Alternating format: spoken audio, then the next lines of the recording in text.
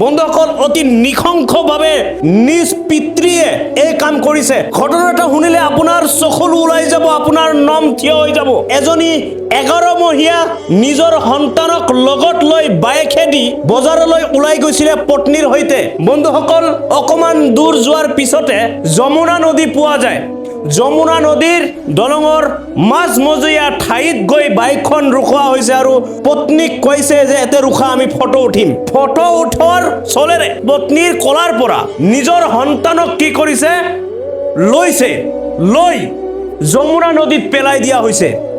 যমুনা নদীত পেলাই দিছে নিজৰ পিতৃয়ে। ইমান নিশংসভাৱে এই পিতৃজনে এই কাম কৰিব পাৰিলে। বন্ধুসকল নিজৰ সন্তানজনীক পেলোৱাৰ পিছত নিজৰ পত্নীজনীকো পেলোৱাই দিয়াৰ চেষ্টা চলিছিল সেই দলঙৰ ওপৰৰ পৰা যমুনা নদীত। সেই দেখি ৰাইজে হতাবাক হলে আৰু ৰাইজে বস্তুটো প্ৰত্যক্ষ কৰিলে, ৰাইজ গট হলে।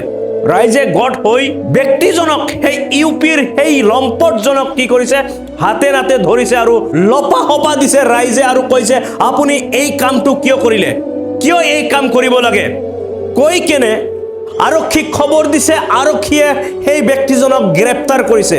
বন্ধুসকল ভাবি চাওক কিমান নিশংসভাৱে নিজৰ সন্তানক যমুনা নদীত পেলাই দিছে। কেনেকুৱা পিতৃ। নাকি ইয়াতে প্ৰশ্ন আহে, ছোৱালী সন্তান হোৱাৰ বাবে এই কাম কৰিছে নেকি এই লম্পটজনে। ভাবিলে বহুত কিবা কিবি মনলৈ আহে, কিন্তু নিজ পিতৃয়ে জানো এই কাম কৰিব পাৰে। বন্ধুসকল যিমান পাৰে ভিডিঅ'টো শ্বেয়াৰ কৰিব আৰু আপোনাৰ মতামত জনাব এই লম্পটজনক কি ব্যৱস্থা লোৱা যায়। জয় অসম।